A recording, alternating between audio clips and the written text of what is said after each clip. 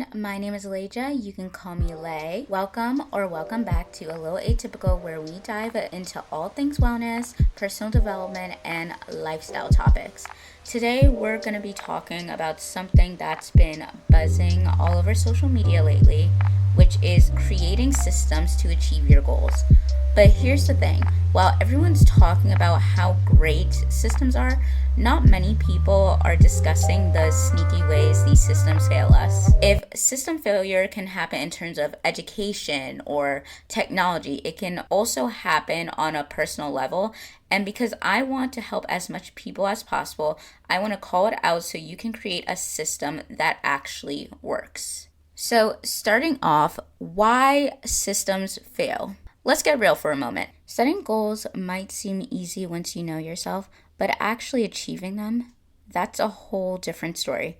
Here are some hidden pitfalls I've noticed. First up, identity crisis and system disruption. Most discussions about systems focus on who we are becoming, but rarely address what happens during an exponential identity crisis. When you start questioning if you really were who you thought you were, or how much of your identity is authentic versus conditioned responses, it can throw your entire system into chaos. While not everyone's thought patterns default to such deep introspection, for those who do, traditional identity-based systems can falter. The challenge lies in maintaining systems when your identity itself is in flux. Even outside of crisis mode, how we identify isn't always consistent. Though foundational elements like core values, cultural roots, heritage, natural talent, inherent strengths, and moral principles tend to remain stable, other aspects of identity shifts through life transitions, personal growth, external influences, major life events, or trauma. During these transitional in-between states, systems need extra flexibility and compassion built in. When experiencing an identity crisis, it's not all about lacking discipline or willpower. It's about navigating a fundamental shift in who you are. During these times, the focus should be on self-discovery and gentle adaptation rather than forcing yourself to stick to rigid systems. Which then brings me to my next point. Perfectionism in system design often manifests when we rigidly follow a system just because it's someone else's blueprint for success. We might see a successful entrepreneur who wakes up at 4 a.m. every day and decide that's the perfect system we should follow. However, this approach ignores our unique circumstances, natural rhythms, and life demands. When we force ourselves to maintain an incompatible system just because it worked for someone else, we're setting ourselves up for failure. Even when a system works initially, perfectionism can make us resistant to necessary adaptations. Life circumstances change, our needs evolve, and external factors shift. If we're too attached to maintaining a system exactly as it once worked, we miss opportunities to adjust and grow. This often leads to system breakdowns when the inevitable disrupts happen. The irony is that pursuing the perfect system actually makes the system less effective. True system effectiveness comes from flexibility and the willingness to adjust based on feedback and changing circumstances. It's better to have an imperfect system that you can maintain consistently than a quote-unquote perfect system that falls apart under real-world conditions. Timing and patience play a crucial role in the system success. Many people fall into one of two timing traps, either abandoning systems prematurely before they had a chance to show results, or stubbornly persisting with a clearly ineffective system out of misplaced commitment. The key is finding the balance between giving a system enough time to prove its worth and recognizing when it's time to make adjustments or try something new. This requires honest self-reflection and regular evaluation of your progress. Are you seeing small improvements even if it's slower than expected? Are you consistently frustrated and feel like you're moving further from your goals. The art lies in developing the wisdom to discern between normal adjustment periods and genuinely ineffective systems. The last thing I wanted to point out is intensity levels, which kind of builds off the last point, because intensity levels can make or break our system's effectiveness. If your system is too intense, it can lead to burnout and inconsistency. I did an entire episode on this already. That was the first episode of 2025 talking about burnout, because in my experience, I tend to be very intense with my goals because there's so much I personally want out of life. It happens to people who tend to, well, obviously it can happen to anyone, but people who are multi-passionate, because there's so much we want to do that it ends up being like we don't know where to start. So we try to do everything all at once, overwhelm ourselves, have a breakdown, and then get into this very weird mental capacity and kind of end up in like a freeze mode, basically. On the other side, if a system is too relaxed, though, you might not see meaningful progress because there's not enough to challenge to push you forward. You need to find a sweet spot for your system where it pushes your growth, but remains sustainable in the long run. So with all that being shared, the question you're probably thinking is, well, then if all those things can cause systems to fail, then how do we create a system that actually works? This is what approach that worked personally for me, and I think it's a pretty basic self-development hack, but I'm gonna give you 5 steps. Step 1, start with identity. The foundation of any effective system begins with a clear understanding of who you are now and who you want to become. This self-awareness prevents you from creating systems that fight against your natural tendencies and values. But along with this, make sure to have regular check-ins with yourself about how you identify and what resonates to your core values, and ensures that your system remains aligned with your authentic self as you grow and evolve. Second step is to dream big first and then get real. So one thing about me is I did a lot of minors while I was in college, and one of them was design thinking.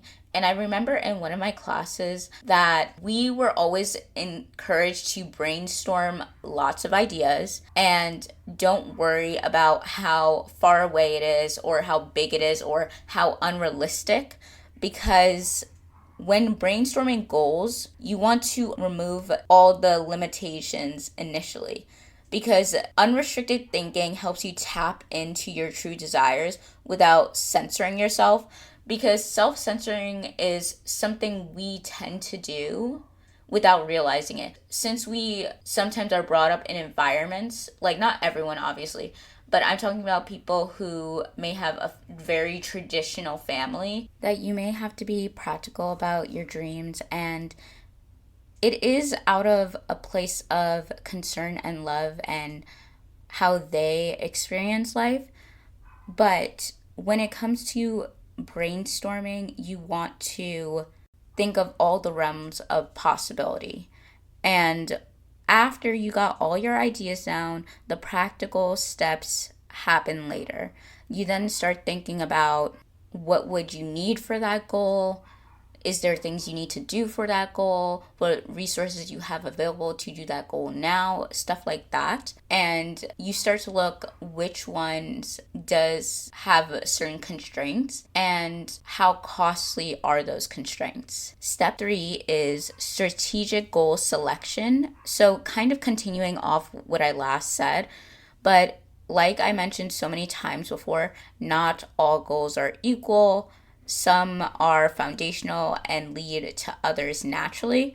By prioritizing your goals effectively, you avoid the common pitfalls of spreading yourself too thin and ensure your energy is focused where it matters most at your current season of life.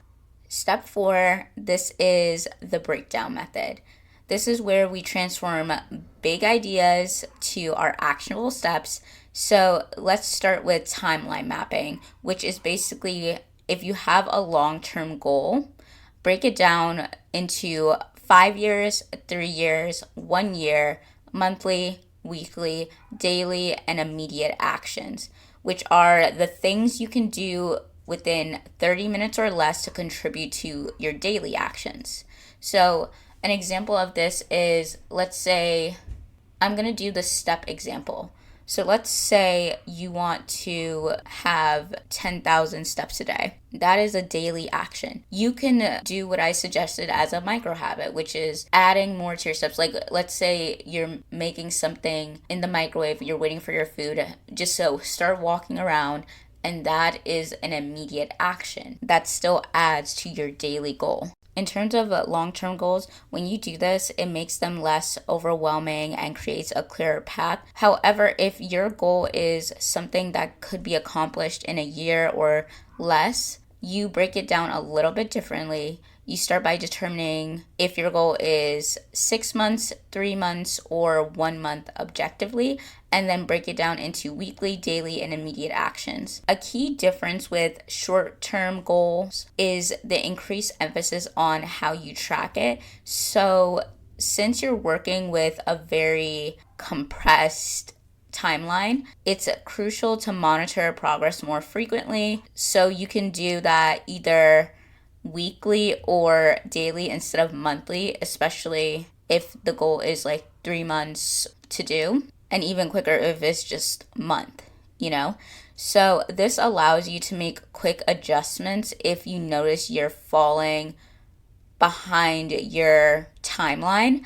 And the other important aspect is maintaining perspective. So while a short-term goal might feel more urgent, it's essential to make sure it still aligns with the longer term vision. Don't create unnecessary stress through artificial time pressure.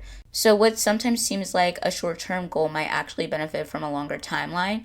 Honestly, you will learn quickly from trial and error, but the point is to not get discouraged, because we all do things on our own time, and whether a goal can pick up or slow down based on external forces, and you can only do so much that's within your control to do that. So that is why you also create target dates. The reason why we have target dates in the first place is because for some people it creates urgency and helps maintain momentum. However, the other part is having milestones. So having small wins between those target dates from when you start to your ideal date, and keeping small wins in mind keeps your motivation and provides clear progress markers. So some people still, even though, yes, we know discipline is the better approach, but motivation looks different for everyone. And I'm just trying to cover all bases here. Next thing, resource assessment. List everything you think you might need to achieve that goal. Highlight the things you already have access to, and star the ones that you think will make the biggest difference. This isn't to make you feel bad, but let's say for your goal, a resource that would help is getting a grant, right? Maybe you have a friend or a relative that works in government that can help you find the right grant for your goal. Whenever I say resources, as mentioned before, I always mean other things than just money. And I speak about this in the first podcast we have for this mini series. So if you haven't already, you can go back and listen to have a better explanation of this point. But if you already listened, thank you, you're a real one. And let's continue with the last thing you need for this point. Obviously, aligning your daily habits with your goals ensures consistent progress and maintaining overall life balance. So this kind of goes back into the second episode where we're talking about micro habits.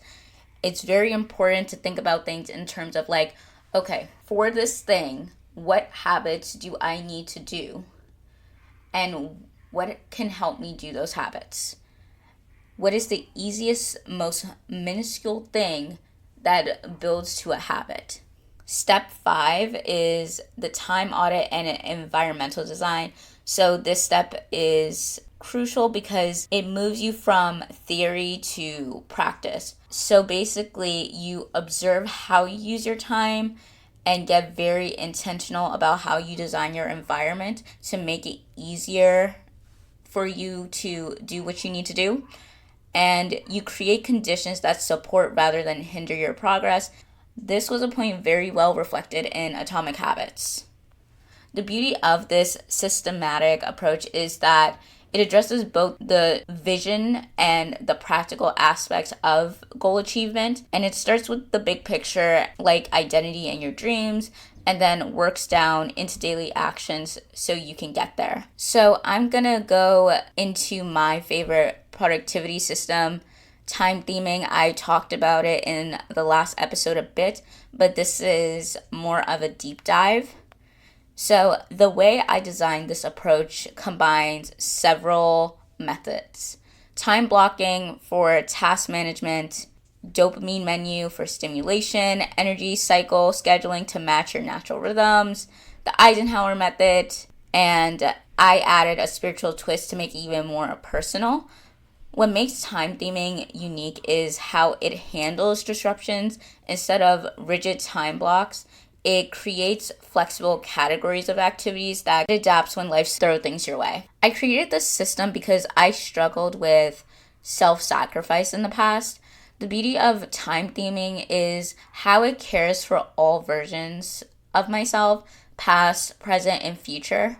When you are stuck in the past and only take the time in the present to focus on that, you usually aren't thinking of things that are more beneficial to your future self. When you are future orientated, you usually are just trying to reject your past and are so future focused that you may neglect caring for your present. And while living in the present is so important, my hot take as a wellness person is that being present is mainly good for if you need at that moment to rebalance if you are stuck in either the past or the future, or if you need to practice acceptance at the moment to say, this is where I'm at, but ignoring the past, maybe ignoring the lessons you were meant to learn in this lifetime, while it affects your future self by possibly causing yourself to favor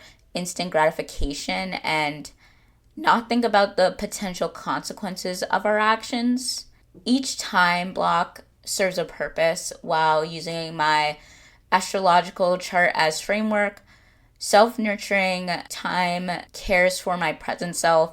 Content creation builds towards my future dreams. Work/social balances both my present and future needs. Spiritual/reflective time makes space for processing my past.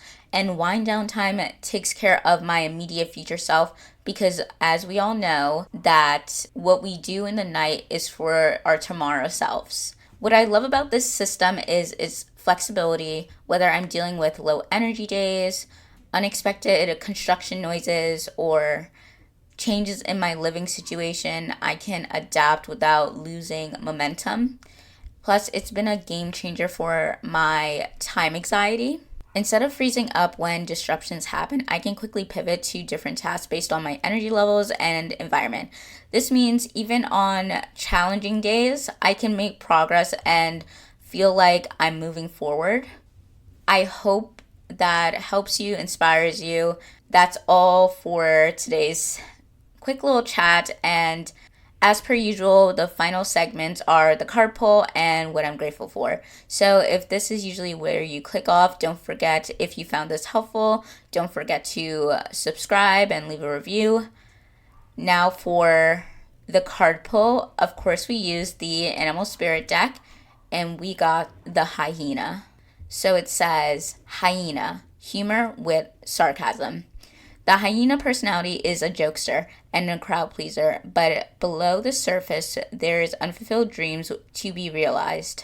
When the hyena card appears, it's time to reflect on your reliance on sarcasm and humor to express your truth.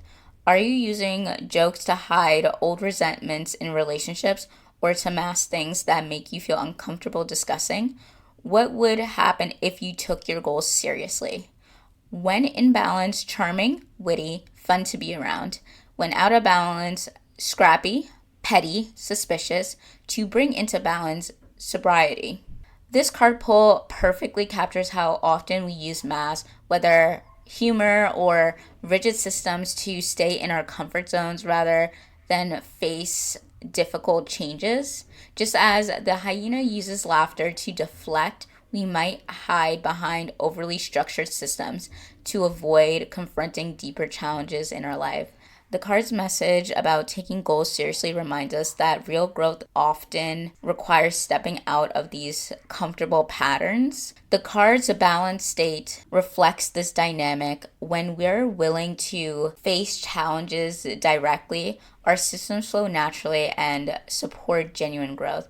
But when we're avoiding difficult work, we're creating unnecessary complex or rigid systems that ultimately will hold us back. The call for sobriety mirrors our need to honestly assess whether our systems are truly serving us or just helping us avoid change. Most importantly, this resistance to effective systems stems from our fear of leaving our comfort zones. Just as someone might use jokes to avoid vulnerable conversations, we might create elaborate systems that keep us busy without addressing the real obstacle to our growth. And as we talked about so many times, there is such a difference between being busy and being productive. This reinforces why examining our true motivations and readiness for change is crucial when designing systems. Sometimes the biggest barrier isn't the system itself, but our own resistance to facing challenges. What I'm grateful for. I am currently grateful for anyone who's listening, because it means a lot when people take the time to listen, if I'm being honest. Growing up, I didn't really talk that much. It's not even just about shyness, like that's a part of it, but being like very conditioned to not speak my mind, and almost always feeling like my ideas and thoughts were meaningless. So whenever someone takes the time to listen, I truly do appreciate it. And I just wanted to say that and say thank you. And I'm so excited to talk about upcoming themes of technology. That's a big reason why I talked a lot about systems. And so if you made it this far, you now know the theme for February, hopefully. So until next time, have a good day, evening, or night. Keep growing and stay a little atypical. Okay, bye.